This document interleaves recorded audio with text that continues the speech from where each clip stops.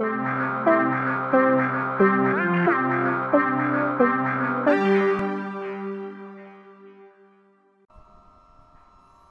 everybody, this is Hydrophobia Prophecy. This game just came out on PlayStation Network last week for $10, free to PlayStation Plus members.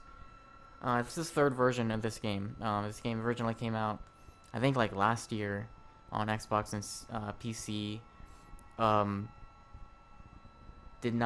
Wasn't received very well. Developers went back, tried to fix things, released a Hydrophobia Pure. I believe it was Pure earlier or later last year. I think it was like December last year, and that also did not seem to fix the things people didn't like about the game. So now we have Prophecy, which they are holding as the de facto version of the game, and which is a little weird because this game still isn't that great. But yeah, so a few things before jumping into this. This game does have move support. I'm not playing with move now. I'll explain move a little bit later though.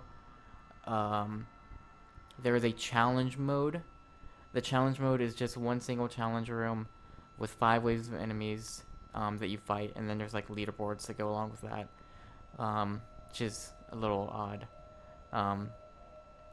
And then there is also this dev feedback thing on the menu, which I wanted to show just real quick. So you can actually leave the developer's feedback in the game on gameplay, story, graphics, audio, navigation, and controls. So if I were to say that, hey, gameplay is not good, which I believe, and then I could tell them, hey, it's boring, it's frustrating, it's tedious, clunky, unimaginative, or confusing, or if I wanted to vote it up, I could tell them, hey, it's tense, it's exciting, it's fun, it's dramatic, it's strategic, it's immersive. And I guess that helps them with whatever they're doing next. I guess another version of Hydrophobia or something. So we were a little bit into Act 1. Literally like 10 minutes in. So this game you play as Kate. Kate is this girl right here. And you're on this ship, and you're set in the year 2051, and overpopulation is a very serious issue now. Water is a very valuable resource, like one of the last valuable resources we have now. You're on this ship, and then things go real bad because there's some kind of like terrorist organization that comes and attacks. And so here you are. Now, I guess a few different things. So jumping, X button. You can open doors, square. You saw me collecting the different things, so you have these collectibles you can collect throughout the game. This girl right here, she is like the main bad person in this game. She is very evil. So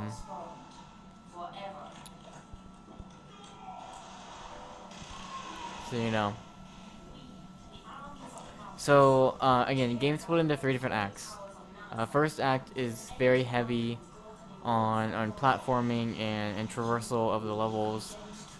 Escaping the corridors of flooding water, hacking consoles, and using your navigation device, which I'll show you in a few seconds, to find different like decryption codes to open locked doors and things like that. Which I think is really cool. And while it isn't great, it's a neat idea. Some weird stuff going on with this wall here. Also, I don't know if you noticed this, but there's some real bad screen tearing going on in this game, almost constantly. So okay, so you actually have this navigation device where you can go, and what I can do is I can like I used this earlier, but there's this strange writing on the wall, and like I got this decryption code from here, and I was able to use that to open this door. And then actually I found another thing that I went and then I opened this door, and I was able to do it from afar. And then this will actually, like, if I can zoom in on different items or different things that maybe I can't pick up, it'll give me details on it. So this is all pretty cool. And this is like, hey, there's a marker over here in this direction, and it's all pointing there. So that stuff is neat. I think it's neat.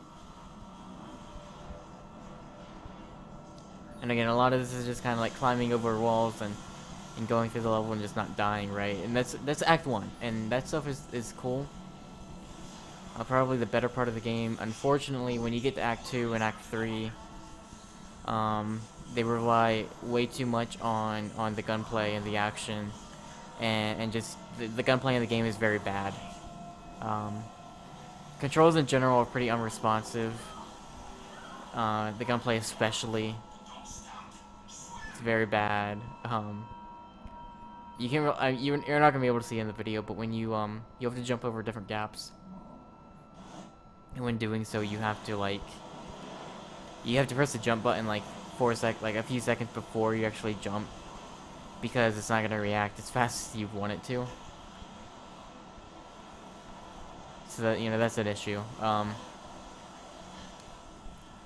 think the water is something that they touted a lot as being awesome in this game, and it's fine. Like it's pretty cool. Like I like the water effects. But it kind of takes a back seat to the action almost. Like even when you're swimming through water, later in the game you have people who are swimming after you with guns, and they're shooting you as you're trying to swim through these areas just filled with water, and it's not fun.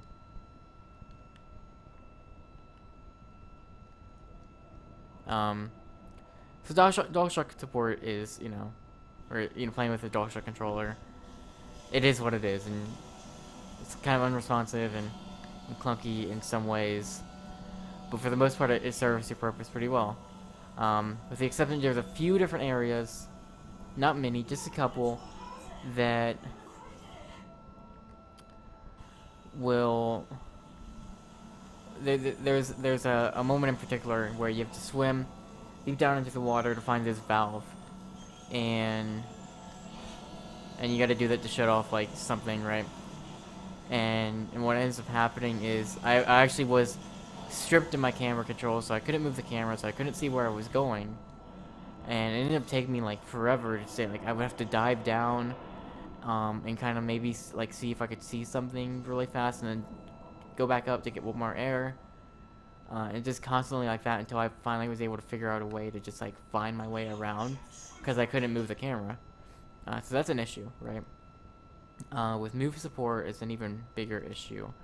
What ends up happening with move support is, the everything is kind of mapped to a button on the move controller, the navigation controller, except for the camera, the control of the camera, and the aiming with guns. And I'm about to... Okay. And that's fine. However, what ends up happening is... Did I go the wrong way? Yeah, I think I did. Alright, so what ends up happening is...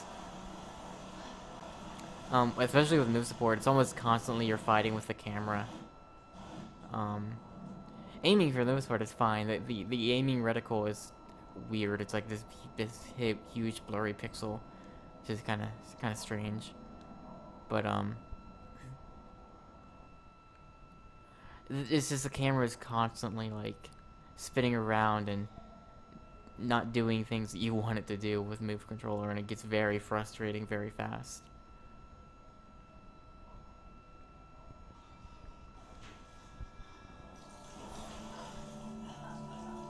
But and yeah, I mean, this game, I really have to wonder, like, just what were the other versions of this game like? If they've gone through 2 big updates to try and fix this game, what the original had to have been like? I can't even imagine. Because this is still not good, and the controls aren't great. Nothing about this is great. I just kind of I have to say, like, this game exists, and it just kind of is, and it's like, and that's about all I can say.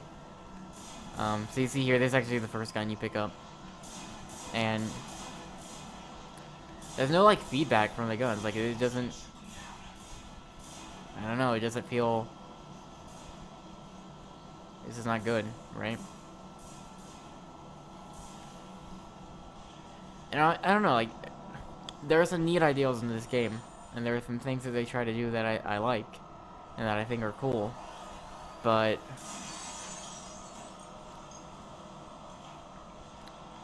For the most part, everything just isn't good.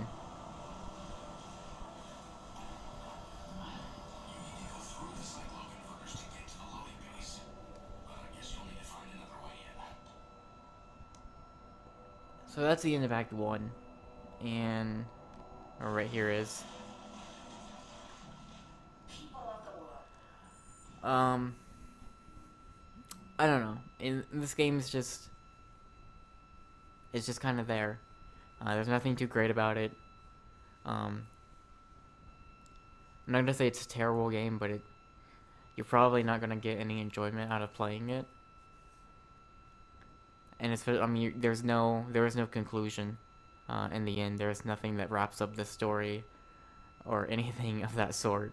So you're not. I mean, if you're like me, you're gonna kind of walk out of this game just kind of feeling like you lost about 2 hours, because that's about as long as this game is. So yeah, thanks for watching the video. That is Hydrophobia Prophecy. The game's not that great, and you probably shouldn't get it. There'll be a review up for it soon enough. But I mean, if this looks interesting to you, you could probably check it out. I don't think there's a demo for it. Again, it's $10, and then free for Plus members right now. So there you go.